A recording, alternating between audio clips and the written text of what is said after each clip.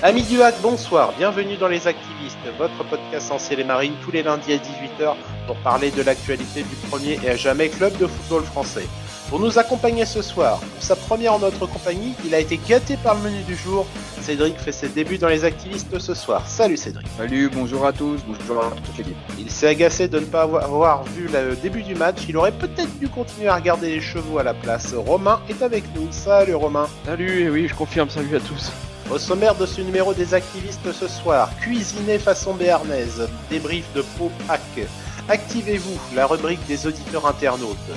3 jours avant le sommet alpin, ouverture sur Hack Grenoble, Hack féminine, route vélo pour les footballeuses. Cette émission n'est pas la nôtre, c'est la vôtre et nous allons vous le prouver maintenant. Les activistes numéro 23, c'est parti.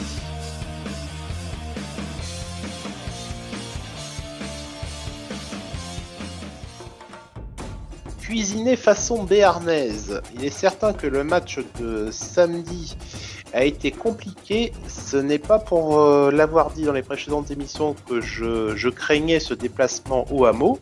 Et finalement, on n'avait pas eu droit au stade du hameau. C'était le stade du hameau, mais avec un H minuscule. Dans le Noustrecamp, nouvelle version pour le Pau FC. Analysons les compos juste rapidement, messieurs. On va être clair, la composition de Pau, on connaissait personne. Et on peut pas dire que malheureusement, c'est l'adversaire ou le contexte, on va dire semi-champêtre de ce stade qui ressemblait à un stade de National 2 qui ait pu causer au Hack des soucis ou une pression terrible. Romain, on va commencer avec toi. A priori, ce déplacement à Pau, pour toi, tu le sentais comment ? On pouvait se soucier par rapport à la fâcheuse tendance du Hack à relancer les équipes mal classées. Donc ça, là-dessus, on pouvait avoir des doutes. Et puis, on pouvait te rejoindre aussi sur les doutes que tu avais depuis plusieurs semaines. Après, on ne s'attendait pas à vivre la soirée qu'on a vécue. Normalement, comme aime le dire en ce moment Paul Le Guen, on était le FC favori. Et normalement, on aurait dû...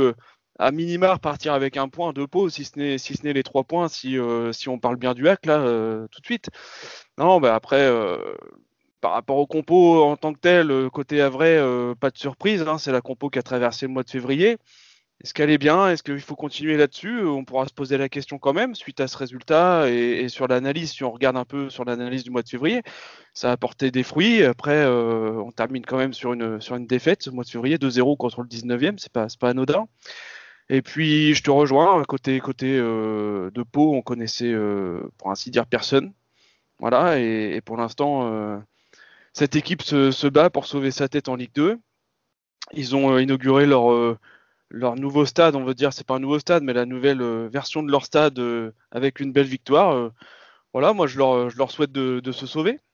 Cédric, on va continuer. Toi aussi, apparemment, ton a priori quand on s'est déplacé à Pau, et puis on va enchaîner aussi directement avec la première mi-temps. Qu'est-ce que tu pensais du déplacement à Pau? Dans quelles conditions tu pensais que le Hack allait y aller? Et on va enchaîner tout de suite par la première mi-temps, une fois que tu nous auras donné ton avis. Mais en fait, avant le match, je vais peut-être pas vous apprendre quelque chose. Je sais que le Hack est beaucoup terre d'accueil pour les promus. Vous allez me reprendre, vous allez peut-être me retrouver ces stats-là. Mais il me semble que pour les promus, voilà. Quand on regarde un calendrier, on se dit, oh, allez, c'est 3 points assurés. Puis quand on est supporter du Hack, on se dit, attention, ça peut être un piège. Et je ne sais pas si vous vous souvenez tous, mais au match aller, moi j'avais trouvé que Pau, à 6 fois, avait été plutôt pas mauvais. Et Pau nous avait posé des problèmes, mais il n'arrivait pas à trouver la mire. Donc, quand j'ai vu le début du match, que j'ai vu un Hack qui joue à la baballe, parce que pour moi, bon, on joue à la baballe, j'ai pas trouvé un Hack tranchant.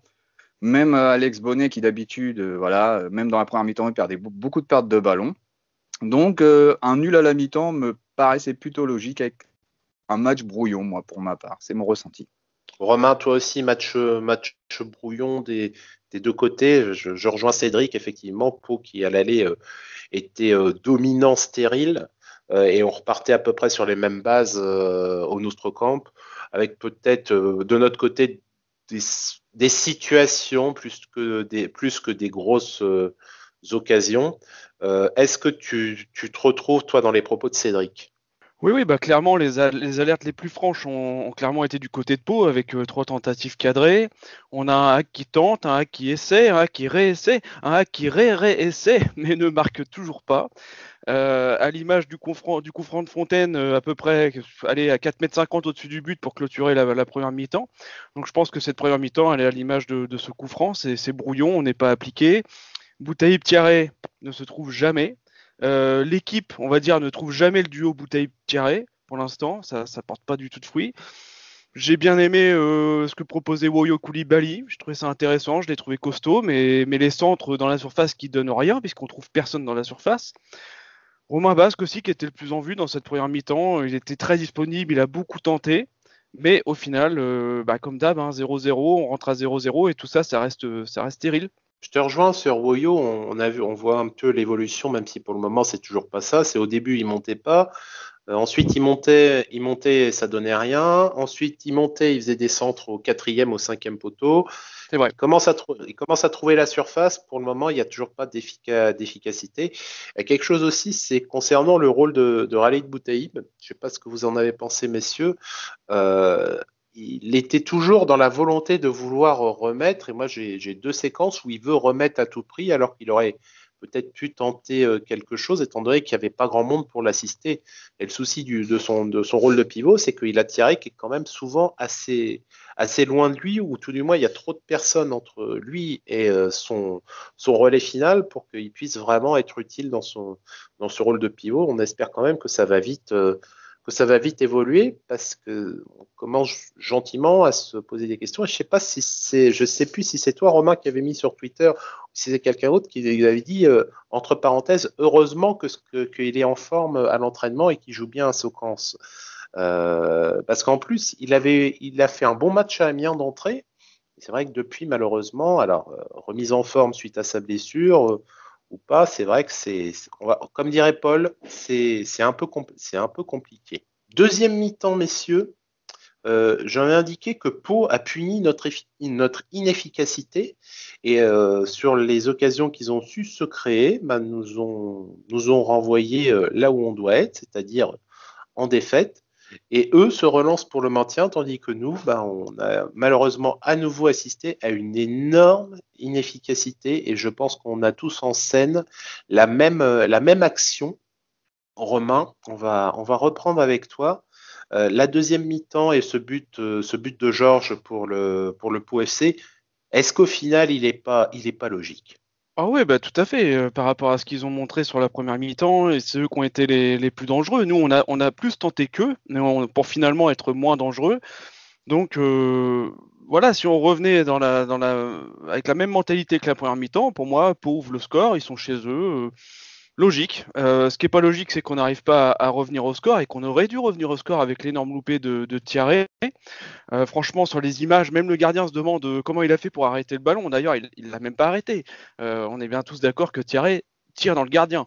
Alors ça va vite, ça va très vite, mais voilà, je veux pas. Enfin, c'est pas une question de lui taper dessus. C'est un constat qu'on fait depuis des semaines aussi ici dans les activistes.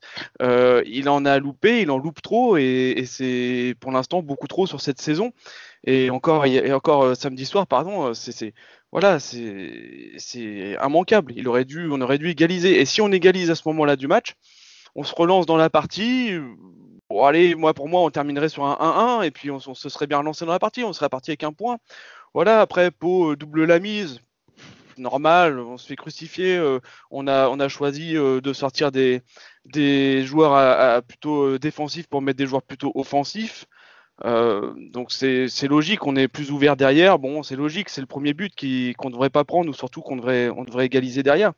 Ce qui me fait mal, c'est Boutaïb qui sort à la 68e. Alors j'ai pas mal pour Boutaïb, mais ça me fait mal la situation dans laquelle on est. Boutaïb sort à la 68e pour faire rentrer qui? Hervé Basile. J'ai mal à moi quand je vois ça, sincèrement. Je me dis, on n'a pas d'autre solution que ça. Enfin voilà, on est dans la. Je vais le dire, mais on est vraiment dans la pitié, quoi. Enfin, faire ce changement à la 68e, ça fait vraiment mal de voir ça. Ça joue à la baballe sur tout le match, on se fait punir, on repart avec 0 points. Sur le match de samedi soir, on a ce qu'on mérite. Cédric, est-ce que tu es d'accord? On a que ce qu'on mérite, et ça méritait peut-être pas mieux. Alors oui, tout à fait. Et je vous invite même à revenir au numéro des à côté que vous aviez fait, où tout ce qu'on vient d'expliquer, on le signalait déjà. Jamal Thiaré n'est pas un pur neuf. Jamal Thiaré n'est pas un buteur. Jamal Thiaré est un remiseur. Et je pense que malheureusement, il n'y a pas la complémentarité avec peut-être l'absence d'un Bentil aussi. Bentil manque beaucoup. Et je voudrais que Paul Le Guen m'explique pourquoi pas tenter Elias Marmoud. Elias Marmoud, je le trouve très percutant. Et je pense que bah, ça pourrait apporter quelque chose de différent. Et puis maintenant qu'il n'y a plus grand-chose à jouer, parce que pour moi, les playoffs font partie du rêve, hein, je l'ai toujours dit, même après 2 victoires. Et même Donc après les propos de Meras, déjà, tu confirmes? pour moi, Paul Le Guen, faut qu'il arrête son discours et Monsieur Volpe aussi. Voilà, c'est moi, les playoffs, ça fait partie du rêve. Je ne sais pas ce que vous en pensez, messieurs, mais pour moi, c'est du rêve. Bah, moi, je pense qu'effectivement, au lieu d'allumer plein phare sur les playoffs, il faut remettre le petit rétroviseur et puis, vous savez, faire le dernier contrôle qu'on fait avant de prendre une décision sur la route, hein. Là, on est dans cette situation. Ok, on a 10 points d'avance sur la zone rouge, mais là, faut remettre le petit rétroviseur. Puis, au lieu de regarder plein phare sur les playoffs, c'est plutôt faire les petits derniers contrôles afin d'atteindre les 42 points et puis de se sauver une bonne fois pour toute cette saison. En plus, le trophée des 15 points qu'on avait avec Florian, eh ben, on l'a pas. On l'a pas Ouais. au final parce qu'on réussit, on cale au dernier moment. On était à 8 points sur 12. On ne concevait pas de ne pas faire ces 9 points sur 15. Moi-même, dans ma tête, je me disais, sur la série de 5 matchs, il faut viser les 12 points. Mais j'avais parié sur une défaite face à Paris. Au final, ça s'était transformé en victoire. Mais là c'est dommage parce qu'il y a quand même un double stop entre Dunkerque et le match de samedi face à Pau. Et on va maintenant commencer à rencontrer des équipes d'un calibre plus sympathique que ceux qu'on a eu jusque-là. À commencer donc dès demain face à Grenoble, le Grenoble de Hinchberger, qui est une bonne équipe cette année, comme d'habitude, on dira. Et ensuite, dans le calendrier, viendront pêle-mêle Caen, il y aura Sochaux qui va venir aussi rapidement. Donc, ouais, je suis pas inquiet dans le sens où je vois pas comment est-ce que on va pouvoir avoir 7 ou 8 équipes derrière nous qui vont nous dépasser d'ici la fin du championnat. Mais le fait que Umut Meras, entre autres, ait parlé de playoffs en conférence de presse de manière publique, heureusement, on n'a pas été dupe de cette affaire. On a bien vu que c'était de la com ou c'était peut-être un semblant de faire croire à certaines personnes. Et bon, oui, Romain, vas-y. Quand on regarde le mois de février, on parlait des 9 points, des 9 points sur 15, on parlait des matchs de Nancy, Paris, Châteauroux, Dunkerque et de Pau. Hein, c'est bien ce mois de février dont on voulait parler dans les activistes. Quand on regarde bien ça et qu'on fait une rétrospective, il n'y a qu'un seul match qui a abouti avec la victoire contre Paris. Si vous vous souvenez du HAC-Nancy, du Châteauroux-HAC, où on gagne, hein, Châteauroux-HAC, HAC-Dunkerque et Pau-HAC, moi qui disais que la semaine dernière c'était encore fragile et que je sentais que c'était encore fragile, bah, le mois de février ne me fait pas mentir. Il y a vraiment que HAC Paris FC où ça a été abouti. Vous me rejoignez là-dessus, non? Ah bah oui, C'était pour moi, l'arbre caché la forêt.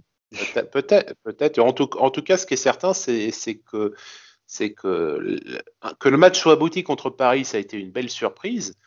Mais que les 4 autres n'ont pas été aboutis, ça a été une sérieuse mauvaise surprise. Et encore, Châteauroux, est-ce qu'on peut dire que c'est vraiment pas abouti? C'était peut-être pas exceptionnel, mais au moins tu avais la victoire au bout. Mais que effectivement, que ce soit Nancy, que ce soit Dunkerque, que ce soit samedi à Pau, pénible, hein. C'était pénible.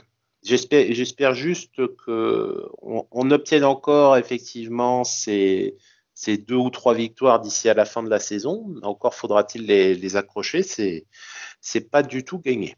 Et c'est sûr, surtout dès mardi, Grenoble est une très bonne équipe, hein. Je pense qu'on en a fini, messieurs, pour notre analyse de cette grande rencontre qui nous a été donnée de voir samedi soir. Passons maintenant à vous, chers amis auditeurs. Activez-vous, c'est parti.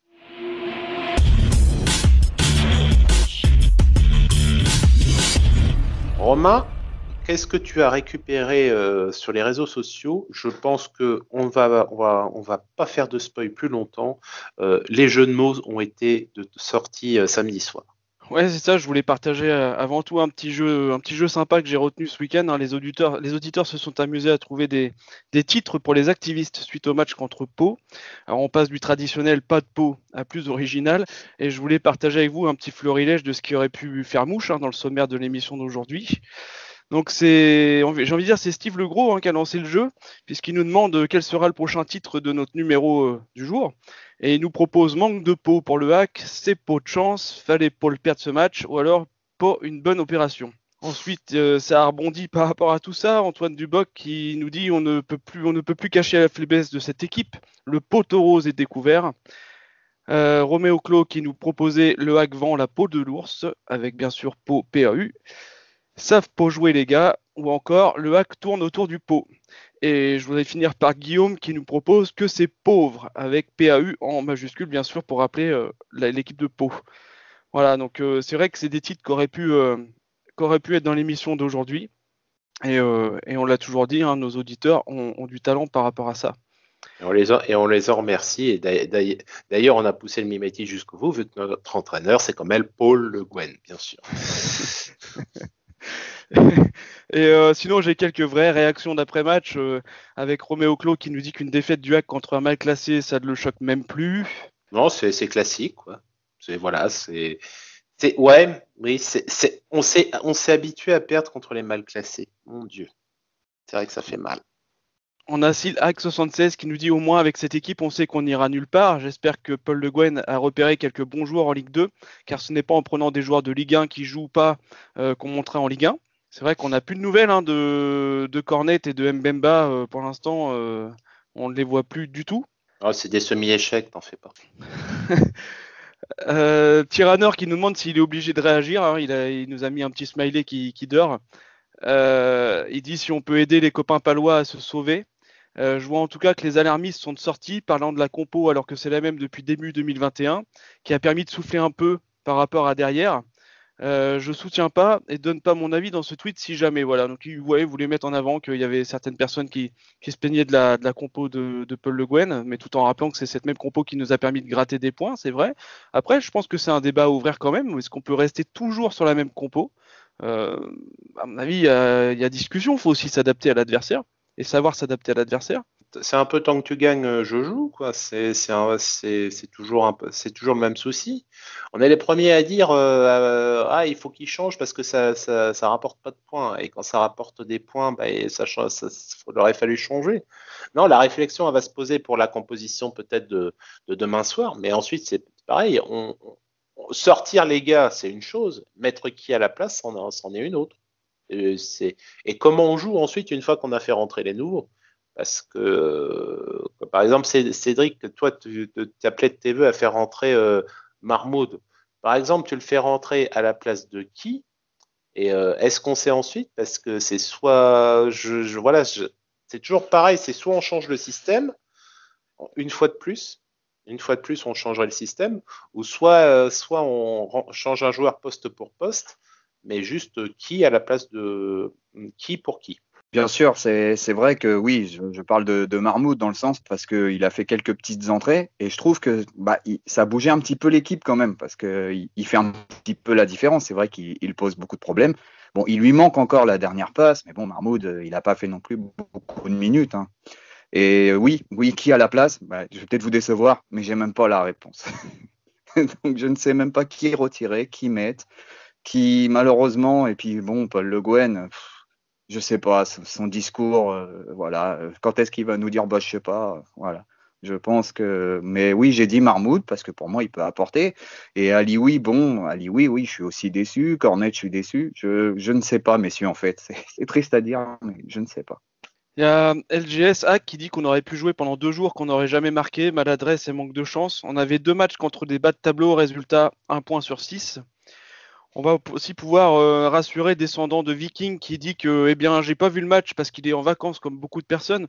Il s'est dit que le hack allait gagner sans lui devant la télé et non, donc il nous rappelle que c'est pas de sa faute si le hack a perdu et qu'il est toujours derrière son équipe de cœur mais que ça fait mal. S'ils n'ont pas vu le match, ne vous réimposez pas de le revoir si vous avez possibilité. Vous en faites pas. On s'en passe très bien. Et enfin, je terminerai sur une projection là sur la suite du championnat où on a John Kenzo qui lance un défi au Hackfoot, hein, qui lui demande donc de finir la saison avec moins de buts que Guillaume Moreau en 2008. Voilà, qui lance ce défi au Hackfoot. Ah Ça, bah c'est pas mal. pour l'instant le Hack est bien parti pour le tenir, non? Ce défi.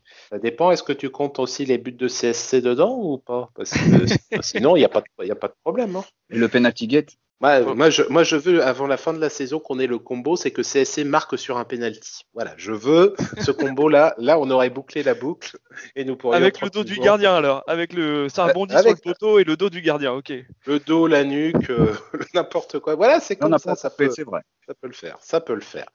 Eh bien, en tout cas, merci, chers amis auditeurs. Comme à chaque fois, nous le répétons, vous avez du talent et ça fait très plaisir. Et on va prolonger donc la réflexion de John Kenzo en nous projetant maintenant sur AC Grenoble.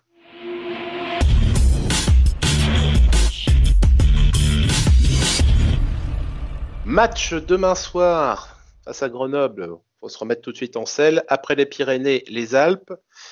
On en a légèrement parlé en discussion. Après donc la claque reçue à Pau, messieurs, dans quel état d'esprit faut-il se mettre pour ce match?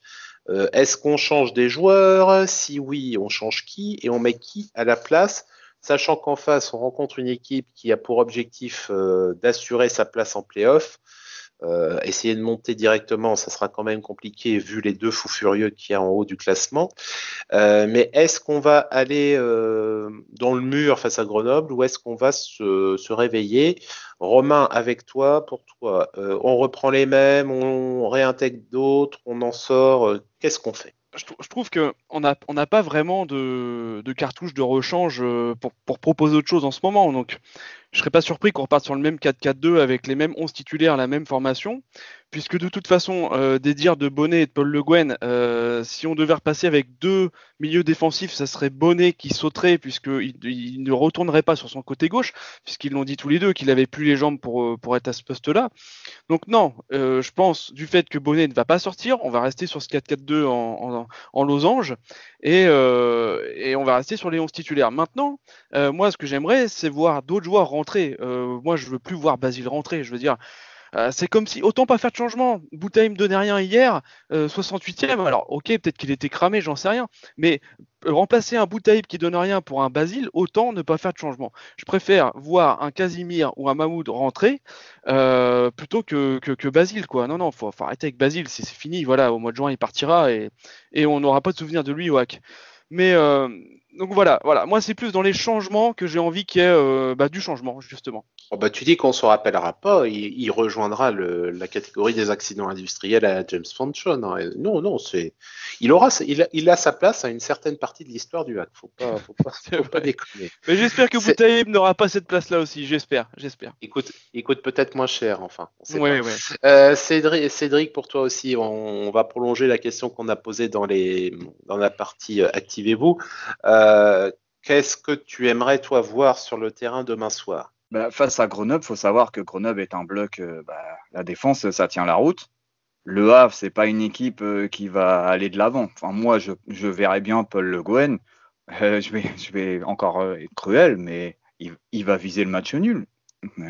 Ça se dit pas, mais je pense que votre un partout peut tenir la route aussi, sachant qu'au match aller, on s'est réveillé vers la fin et que Grenoble a profité de nos largesses.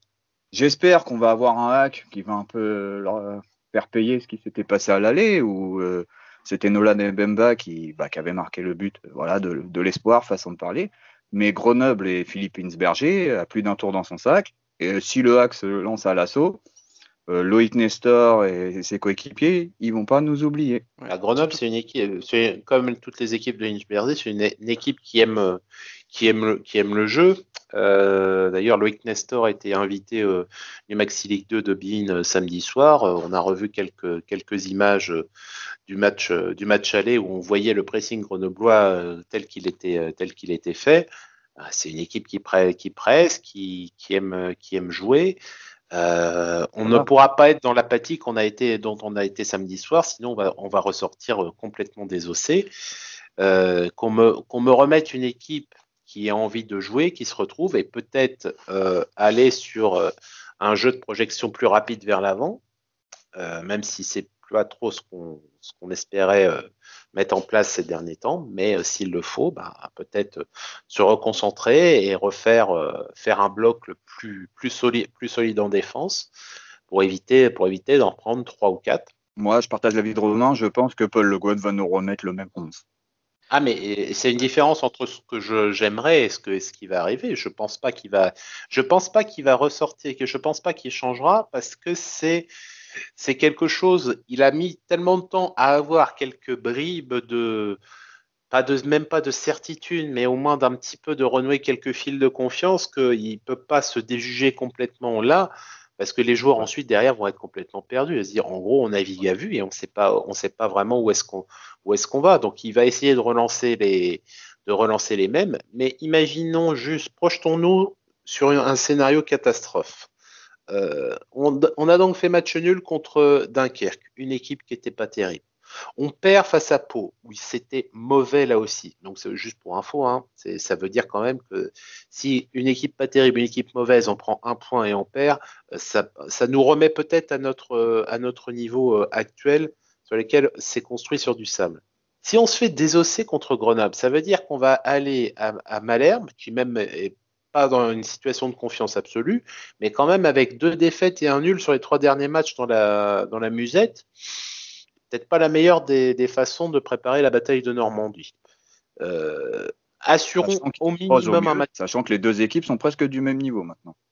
Ah oui, non, mais les courbes là, on s'est retrouvés, hein, On s'était quitté au match aller, quand on était en haut, nous on était plus en bas, puis maintenant on se retrouve à mesure que quand descend et que nous on est remonté un petit peu au mois de février, mais on se tient la main tranquillement dans le ventre mou, puis on va finir probablement comme ça d'ici la fin de la saison. Les meilleurs ennemis. Et voilà. Mais non, je voulais juste quand même rappeler 2-3 stats pour ouvrir sur le match de Grenoble. Donc Grenoble, ils sont 4e aujourd'hui au classement. Ils n'ont pas perdu depuis 5 matchs. Enfin, sur les 5 derniers matchs, pardon, il n'y a pas de défaite. Et puis ils voyagent plutôt bien puisqu'ils sont 6e sur les stats à l'extérieur, 6e du classement. Bon, pas beaucoup de points de prix, hein, 1,29 points par match. Donc c'est un peu mieux que le match nul quand ils sont à l'extérieur. Ils ont 5 victoires, 3 nuls et 6 défaites. Donc c'est quand même une équipe costaud, hein. De toute façon, ils sont 4e du championnat et on l'a dit, le HAC va vers des matchs normalement plus compliqués que ceux qu'on a joués sur le mois de février. Ils vont aussi vers des matchs où les équipes vont être un peu plus joueuses que ce qu'on a pu jouer. Alors, est-ce que ça va nous aider ? On l'a vu contre le Paris FC, on a réussi à mettre un peu plus de jeu en place.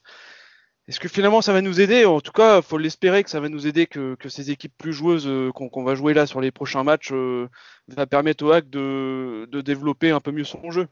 Alors rapidement messieurs, pronostic pour demain soir. Romain, combien ?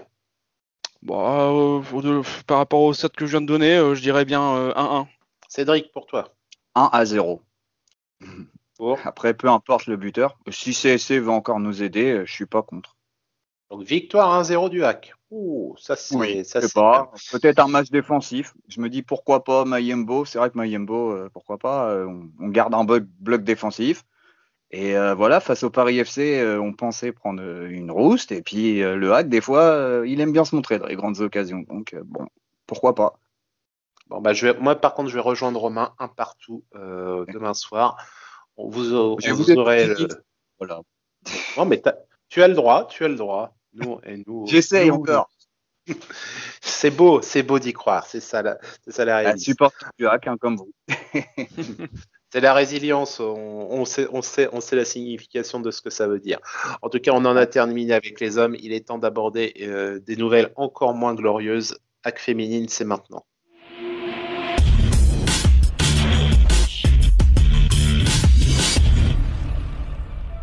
Les Havresses sont parties à Bordeaux et elles sont revenues à vélo. Une bonne route vélo pour les footballeuses, défaite 6-0 sur le terrain du 3e du championnat. Plus on joue Bordeaux, plus on a mal au score. Et le retour de l'équipe de France a fait mal pour Constance Picot, qui a quand même en plus essayé de sauver un petit peu ce qu'il pouvait. Messieurs, 6-0, on n'y arrive pas. Les équipes en face sont désormais d'un calibre conséquent. Est-ce qu'on a le droit d'y croire encore, Romain? Allez, on va commencer avec toi, Romain. Est-ce qu'on a le droit de croire encore au maintien en D1 Arkema cette année? Alors, au niveau mathématique, au niveau classement, les résultats de ce week-end n'ont rien changé, puisque Soyo et Ici, qui sont devant nous, ont perdu aussi. Donc, et on a un match de retard. Donc, si on était amené à gagner contre Fleury, on serait à 8 points et Soyo et Ici seraient à 10 points. Mathématiquement, on peut encore y croire. Mathématiquement. 6-0, c'est la plus lourde défaite de la saison. Ce qui est pas non... Enfin, ok, c'est quand même 6 buts, mais on aurait pu... Ça pique un peu, quoi. Ça pique. Mais on aurait pu imaginer pour une toute jeune équipe en Division 1 se prendre ce genre de score face à de nombreuses équipes. Alors, la phase retour n'est pas encore terminée, et j'espère qu'on ne se reprendra pas d'autres, mais on avait quand même axé, nous, notre analyse des féminines ici chez les activistes, sur le fait que on perdait, mais on perdait de pas de grand-chose. C'est quand même la première fois qu'après, je vais le dire, une branlée de 6 buts. Bon, moi, oui, ok, vous allez me dire, mais t'es fou, ils sont dernières, elles ont gagné qu'un match, elles en ont perdu 11, etc. Mais mathématiquement, le week-end dernier, ça n'a rien changé. On a un match de retard. Faut garder espoir, il faut y croire, il faut se battre jusqu'au bout et il faut se battre. Bah Cédric, tu voulais jouer les optimistes. Face à toi, tu as de la concurrence. Est-ce que tu gardes ton optimisme pour les filles? Pour les filles, oui, c'est pas le même matelas confortable. J'ai un petit peu, en plus, j'ai suivi un peu le classement, j'ai observé, ils ont 5 points de retard, c'est ça, il me semble. Est-ce que le goal average va compter? Parce que c'est vrai que ça peut avoir son importance. Et moi, la question que je vous pose, messieurs, c'est est-ce que le HAC s'est pas vu trop beau dans cette D1 Arkema? Parce qu'on savait que ça allait être un niveau élevé. Est-ce qu'il n'y a pas eu trop de départs, trop d'arrivées? Est-ce que ça n'a pas chamboulé l'effectif? Et est-ce que le départ d'Huvenard a été fait au bon moment pour lui? Sûrement. Il a peut-être senti aussi venir la chose. Donc, je ne sais pas, messieurs, vous avez peut-être la réponse. Pour moi, on s'est peut-être vu trop beau. Je me souviens d'une interview qui fait très mal à réécouter de Thierry Huvenard qui voulait jouer la première place du deuxième championnat. Bon, alors effectivement, la blessure de Jessie McDonough en début de saison fait très très mal vu qu'elle détruit une bonne partie de la base solide que pouvait avoir le HAC cette année. Mais l'apprentissage fait mal, l'apprentissage pique. La montée a été obtenue à un poil de cheveux. Vraiment, c'était très juste au coude à coude avec Saint-Étienne. C'est tombé oui. Pour nous. Mais c'était pas une surprise ou un vol vu que l'équipe était préparée pour monter au même titre que l'étaient les Vertes. Là, on reposera peut-être la question de savoir est-ce que la victoire en début de saison, donc la victoire obtenue par les Havrais cette année, c'était 4-1, je crois, ici, a pas fait plus de mal que de bien. Vous savez, des fois, on dit, oh bah tiens, on en a mis 4. Bon, ici, c'était un promu, hein, donc c'était pas une équipe de D1 comme les autres. Et il y a eu le début de saison était pas dégoûtant. Et est-ce qu'il n'y a pas eu à ce moment-là ça va le faire. C'est Jean, ça va le faire. Ça va le faire. Et puis au final, malheureusement, à chaque fois que tu lançais la pièce en l'air, et qu'elle hésitait, ça retombait toujours du mauvais côté de la pièce. Moi, j'y crois plus. On va le dire honnêtement, on n'y croit plus. On peut me sortir les mathématiques, les choses comme ça. T'as un match, Romain, tu disais ça a rien changé ici, ça a changé, c'est qu'on a un match en moins maintenant pour combler l'écart. Hein. Et dans la situation dans laquelle on est, c'est une occasion de perdu, même s'il n'y avait pas de points, à prendre a priori à Bordeaux, c'est quand même une occasion de perdu. Et qu'on ne me dise pas trouver du positif dans une défaite 6-0, ça va être compliqué. Luc Gallet, à la fin du match en live tweet, a clairement dit qu'il n'y avait rien à sauver. Rien à sauver de ce match-là. Donc, on leur souhaite bonne chance. Et j'espère que vous me ferez mentir, les filles, mais moi, personnellement, je n'y crois plus. Je partage cette analyse. Romain, tu maintiens que tu y crois encore? Allez, moi, je crois aux mathématiques. Donc, moi, je maintiens que j'y crois encore. Il faut y croire. Eh ben, au moins, ce sera un mot optimiste pour finir l'émission. C'est fini pour ce soir. Nous vous remercions de nous avoir suivis. Pour ne pas manquer nos prochaines émissions, abonnez-vous à notre chaîne YouTube. Laissez-nous un pouce bleu, un commentaire et mettez la cloche afin d'être prévenu dès la sortie. Nous sommes également disponibles sur toutes les plateformes de podcast. Rejoignez-nous sur Twitter @actu_fr avec le hashtag activiste au pluriel, ainsi que sur notre site actu.fr pour recevoir nos alertes articles et participer au concours de pronostics. Nous vous souhaitons une bonne soirée, à bientôt pour le prochain numéro des activistes, et en attendant, Allez le hack et allez le Havre. Merci.